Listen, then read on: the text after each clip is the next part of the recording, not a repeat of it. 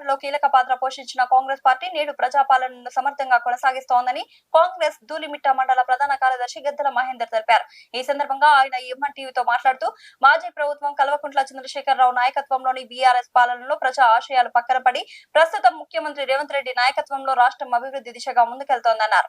ఎన్నికల ముందు ఇచ్చిన 6 గ్యారంటీలతో పాటు మహిళలకు వడ్డీ లేని రుణాలు, మహాలక్ష్మి పథకం కింద ఉచిత బస్సు, 200 యూనిట్ల ఉచిత విద్యుత్, రైతులకు రుణమాఫీ, సన్న వడ్లకు బోనస్ వంటి పథకాలు అమలు చేస్తున్నారని పేర్కొన్నారు. జనగామ నియోజకవర్గ అభివృద్ధికి ఇన్ఛార్జ్ కొమ్మూరి ప్రతాప్ రెడ్డి, ఎంపీ చామల కిరణ్ కుమార్ రెడ్డి కృషి చేస్తున్నారని తెలిపారు. ప్రజా ప్రభుత్వాన్ని బలపరచాలని గద్దెల మహేందర్ విజ్ఞప్తి చేశారు. తెలంగాణ రాష్ట్ర ఏర్పాటులో కీలక భూమిక పోషించినటువంటి కాంగ్రెస్ ప్రభుత్వం నేడు ప్రజాపాలన ప్రజాప్రభుత్వం పేరుతో కొనసాగుతున్నటువంటి మనం చూస్తూ ఉన్నాం. ముఖ్యంగా తెలంగాణ రాష్ట్రం ఏ ఆశయం కోసమైతే ఏర్పడిందో, అమరవీరుల ఆశయాల పునాదుల మీద ఏర్పడినటువంటి తెలంగాణను గత ప్రభుత్వం బీఆర్ఎస్ విధ్వంసం వైపుగా సృష్టిస్తే నేటి గౌరవ ముఖ్యమంత్రి రేవంత్ రెడ్డి గారి నాయకత్వంలో రాష్ట్ర మంత్రివర్గం కృషితో సత్ఫలితాలను ఇస్తూ ఉంది. ముఖ్యంగా ఏదైతే ఎన్నికల ముందు ఇచ్చినటువంటి 6 గ్యారంటీలను విజయాల వైపు తీసుకెళ్తున్నటువంటి విషయాన్ని మనం అందరం కూడా గమనించాలి.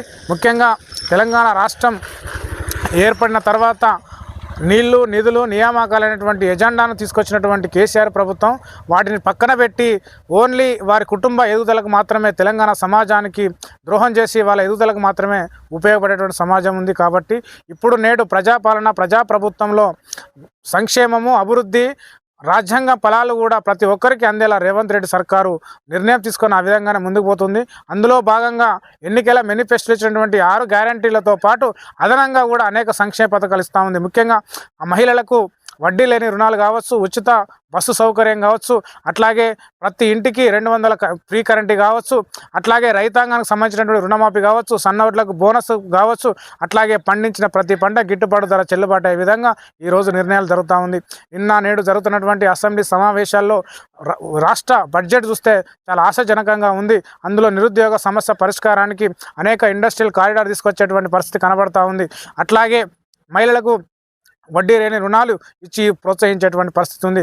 విద్యారంగానికి పెద్దపీట వేస్తూ ఈరోజు ప్రైవేటు వ్యవస్థకు ధీటుగా నడిచే విధంగా మల్టీ కార్పొరేట్ వ్యవస్థను తీసుకొచ్చే విధంగా ఈరోజు రేవంత్ రెడ్డి సర్కారు కృషి చేస్తూ ఉంది. అట్లాగే ముఖ్యంగా కూడులేని పేదలకు, నిరుపేదలకు ఈరోజు ఇందిరమ్మ ఇండ్లు ఇస్తూ ఉంది. పార్టీలకు అతీతంగా ప్రజలను బాగుపరచడం ఎజెండాగా ఆ ఇందిరమ్మ ఇండ్ల స్కీమ్ కొనసాగుతూ ఉంది. ఎట్లాంటి అవినీతికి తావు లేకుండా ఈరోజు సంక్షేమం, అభివృద్ధి, పేదల వైపు నడుస్తూ ఉంది. అట్లాగే నిరంతరంగా 10 ఏళ్ల పరిపాలనలో ఏ ఒక్కరోజు కూడా రేషన్ కార్డు ఇవ్వకుండా ఉన్న ప్రభుత్వం ఈరోజు ప్రజాపాలన ఏర్పడిన వెంటనే రేషన్ కార్డులు నిరంతరం చేస్తూ ఉంది. అట్లాగే ఇరిగేషన్కు సంబంధించినటువంటిది, సాగునీటి పారుదల మీద రైతాంగానికి మేలు చేయాలి, ఎండిపోకుండా పంటలు ఉండాలనేటువంటి నిరంతర ప్రక్రియగా ఈరోజు సాగునీటి ప్రాజెక్టుల కొనసాగింపు కూడా ఈ ప్రభుత్వం చేస్తూ ఉంది. ముఖ్యంగా కార్మికులు, కర్షకులు, మహిళలు, నిరుద్యోగుల ఎజెండాను ఈరోజు ముందుకు తీసుకొని సబ్బండ వర్గాల ప్రజల యొక్క ఆశయాన్ని నిలబెట్టుకోవడం కోసం ఈరోజు ప్రజాప్రభుత్వం కొనసాగిస్తూ ఉంది.